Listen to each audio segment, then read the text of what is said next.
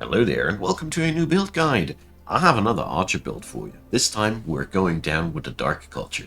So I'm lately stuck with all the ranged builds that I wanted to try out, and I'm very happy with that. This build is a cavalry build, and it is very swarmy. Hits very hard, plays itself basically without supports, except on the hero side, and I'm super happy with how it turned out. It's a Chaos Nature build, and let's get into the meat and bone. So, we're working here with Keen Sighted because, if I have an archer focus, I rarely go without this. I picked up Strong on this slot. You could very good also work with the one that gives you the flanking bonus. I think it was Sneaky, because we excel at doing this, and much of our tome things that we pick up have another bonus of flanking damage. So that would be an excellent opportunity as well, whereas Strong gives you a baseline bonus. That is also not bad at all. Mount Masters. We picked this up because our baseline tier 1 archer happens to turn into a cavalry if we do that. This brings us to the pleasant state of affairs that all of our archers are on horsebacks, which means we can easily manipulate or build on alongside these facts.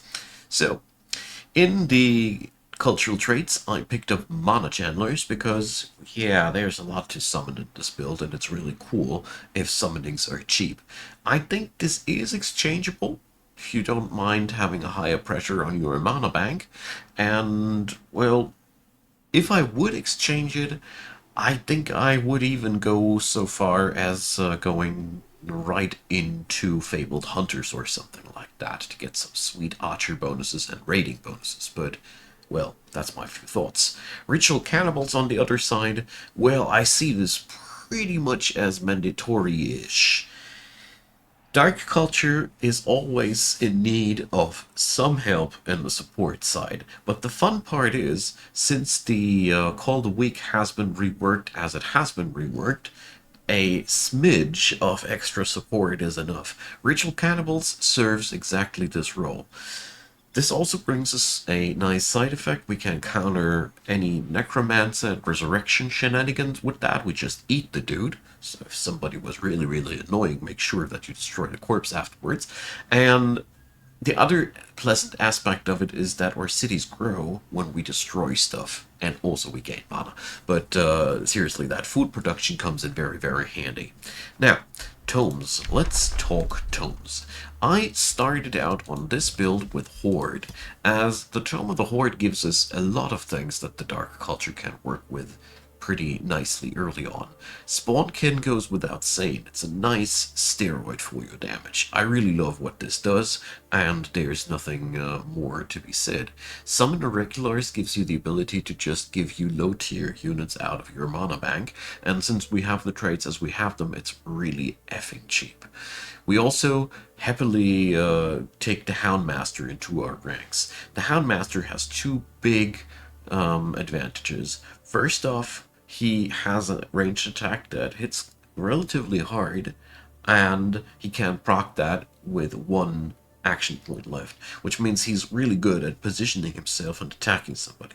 In case you don't know yet, the Dark Culture's ranged attackers inflict weakness, and our melee troops deal more damage to weakened troops and get to heal themselves if they attack weakened troops. Therefore, these guys are an excellent strike force on the front line, as they can ride in and just attack somebody with full force. This is something that your archers are not so good at if they only have one action point left. The other nice point about these dudes is they come with a warhound on their side. So having animals on the battlefield is crucial for this build. I'll explain why once we go into the Tome of the Beasts. And therefore, having this just without any effort, you don't need to proc any skill, nothing, is really nice and very helpful for this build. So, what's left to say? Battle Seeker training. Really good for this build, as we field a lot of tier 1 units, and we pretty much don't stop doing so. The other tier 1 I pick up for a cavalry build is naturally Tome of Beasts, as this gives us plenty of reasons to do so. Animal kinship comes as one of these. Whenever we're next to a Animal, we get extra damage and critical hit chance. Oh, well, that's not so because of the cavalry. Oh, that's the other one. Sorry. Anyways, let's say here. Animal kinship gives you the ability to boost your backline by just having an animal next to them. Remember those warhounds? You can easily use them as bodyguards that boost up your ranged attackers with this little trick. The wild speakers enhance that ability as they can just conjure an animal, a tier 1. It serves the purpose of just standing next to your dudes and buffing their damage and critical hit chance.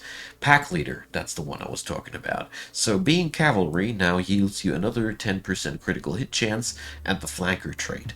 So that's what I meant with the sneaky one. So you get to flank really hard with this build, and you really should take this into advantage as it makes a lot of difference with your low tier archers in terms of damage. Marcus Prey, wonderful stuff. It makes people automatically get flanked. Sometimes you just don't have the luxury of flanking people, and inflicts a hefty amount of sundered defense. Coming really cheap, it's a nice thing to take down priority targets. Call of the Wild is defense and damage in a can, and it works on animals and cavalry. Yeah, all of our archers are cavalry. That's what we're after. So, last but not least, Wildlife Sanctuary gives you the ability to hire animals for your armies, so if you're not into summoning so much, you can also hire them directly here. Tier 2 comes, and of course we opt into Glades, as the natural synergy of Tome of Glades and Dark Culture is massive. This comes quite naturally with the aspect of the root. This thing gives you a self-healing ability for your spears and shields, and your tier 2 spears of the darks are really nice units. So this gives your frontliners a powerful staying quality. They can just gobble up a fallen enemy, and they can afterwards heal themselves. So you, in a pinch, you have 45 points of flash heal on your frontliners. Neat, eh? So on top of that, we also gain a fully fledged tier 3 archer that comes also on a mount. So this is basically just your first your tier 1 archer, just better in every aspect. More damage, a useful marking skill on the side, and, well, that's all I can say about that. The Entwine Protector summoning also gives you an extra bonus on the front line, so if you ever need more staying qualities on the front line, these guys come in to serve. It's really powerful for the Dark Culture, as these three elements, they basically go into so many builds, and yeah, it's a never-ending story. Leaf Skin, powerful minor transformation, as magical resistance is always nice, and if you happen to have lots of forests around, it's also a pretty nifty thing. You can also create forests, obviously. Now, Forest Warden for that extra stat bonus in the forests, and Sacred Meadows for that extra stability out of conduits. It's sort of a niche use, but sometimes I have cities with a lot of conduits, and then it's pretty nifty. Alright, other tome tier 2 tome to pick up, Mayhem. Well, we field battle mages with the darks, and that's the warlocks, and we make plenty of use of these. The Mark of Misfortune does not only beef up our ranged units to make the enemy hit us less hard, it also does serve our battle mages and supporters in the same aspect. Mark of Misfortune is really useful, as we only have soft support. This, yeah, we are weakening the enemy, we're fumbling, we're putting fumble on the enemy. This is really nasty. The Gremlin also serves a vital slot in our roster, as these dudes have the ability to turn somebody around by 180 degree, and they can do that every turn. This is insofar amazing as this is instant flanking conditions. Remember the extra flanking damage for horseback units? Yeah, that's why we love these boys. They are also summonable, so obviously we have them available wherever we want to.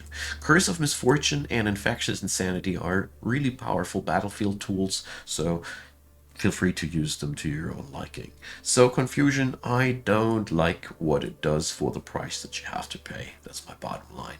It takes so much research time, and, well, It's not bad, obviously, but I most of the time have something better to do with my research projects.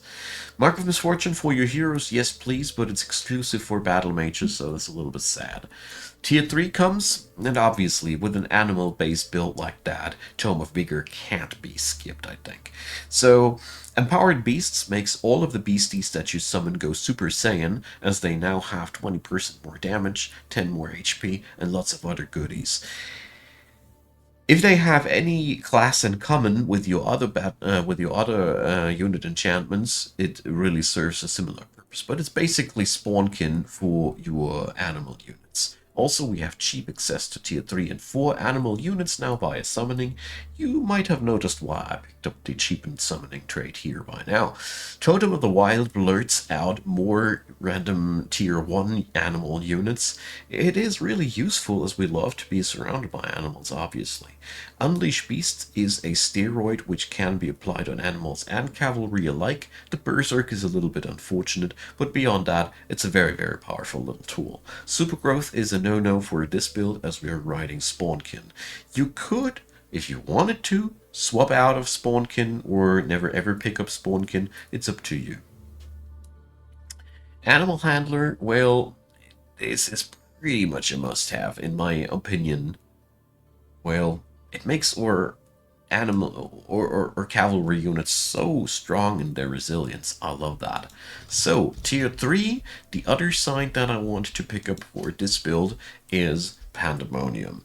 This might come off as a bit of a surprise, as many of these things do not obviously enhance our archer abilities, but Vessels of Chaos is actually a 30% damage steroid, not only for archers, but for everybody. And we are blurting out a lot of negative status effects all by yourselves, weakening, obviously, sundering defenses on our warlocks, marking on our houndmasters, to name a few. And Havoc Magic now gives us the ability to inflict random negative status effects with our battle mages and supporters, so these 30%, they are really easily reached. The only downside to this thing is it is effing costly to cast, but it is really, really, really powerful. And the other thing that I like about the Pandemonium Tome for this build is the Chaos Eater. It is basically the evolution of your battle mage front, as these guys can pop inflicted statuses for healing and damage. So ripping off the negative status effects quickly just annihilates a whole cluster of enemies, while just keep leaving the Chaos Eater with full HP. These bad boys also are battle mages, so they get to use Havoc Magic's passive effects. So I love these. This is a real powerful thing. So obviously we are a hybrid backline between, or well, the backline is archers and the frontline is battle mages, and well, it's quite nutty and it works really, really, really well. And in the tier 4 sector, well, I always vouch for Tome of Paradise for archer-based builds if they can't pick it up, simply for exhilarating pollen alone. Seriously, morale plus 15 and everybody gets distracted, and the costs. It is really, really nice. And the other thing, well, Gaia's Chosen never hurts, and since we don't really have that kind of a big front line, it's really powerful. I'll leave the rest up to you as the build is pretty completish at that point. I just want to mention that Tome of Cycles deserves a honorable mention on the side here as well, as Projectiles of Decay is a kick-ass skill that really, really bolsters up your power. But after thinking about it for a while, I really came down with the conclusion that Pandemonium does not only offer me more damage than the Blight arrows alone, but also utility via Havoc Magic and an entire upgrade for another sector of my army. So yeah, Pandemonium won that race. Now, let's talk roster and everything. When you are printing out early armies, the Pursuers are really good, as are the Dark Warriors, but the Dark Warriors are really the most redundant part of your early game roster, so by all means don't rely too much on them, because they get they just get out quality out damaged and out qualityed by the Dark Knights in every aspect. So they are good for the early game though. So it helps to have two or three of these, but they will, well, eventually go away.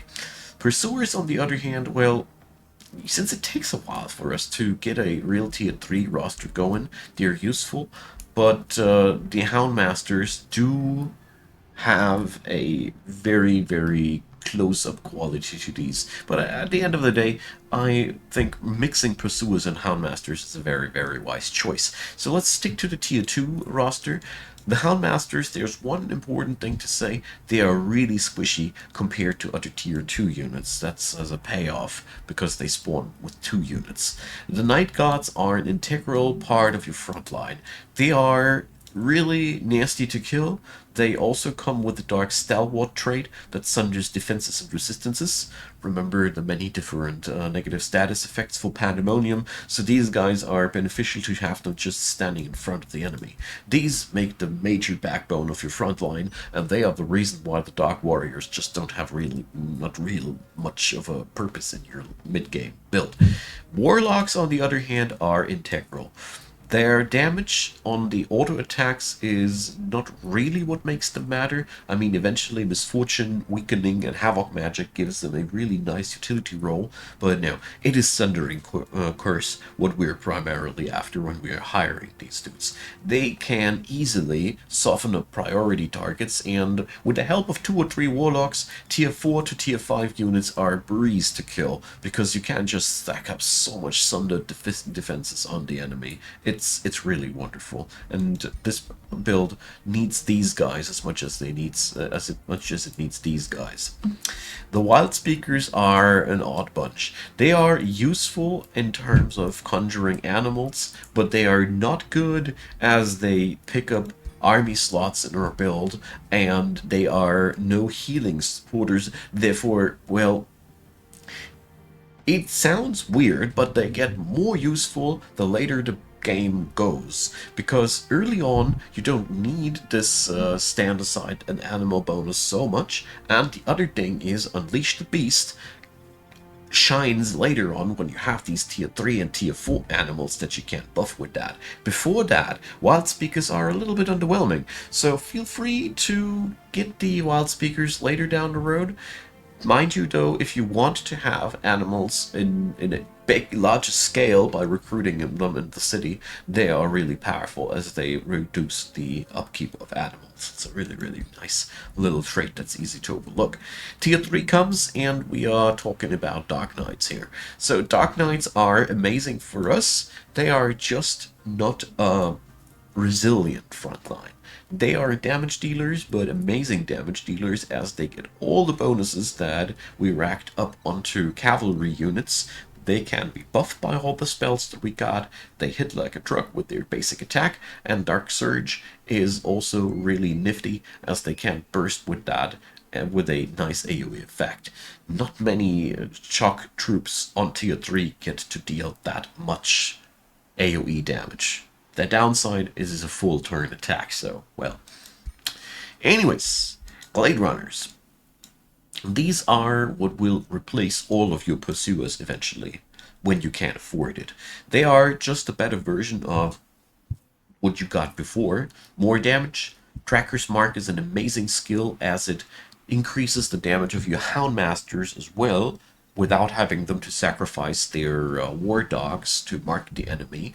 And they can also sunder defenses. So, yeah.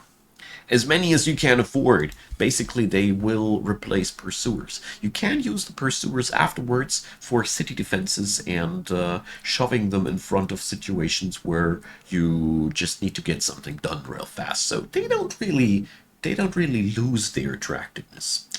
When we are talking summons, gremlins, like I said, they are sitting between frontline and backline, and you can use them to, well, enhance the damage of your troops quite substantially. And like I said, they are really cheaply summonable. And the Entwine Protector, use them only if you have to.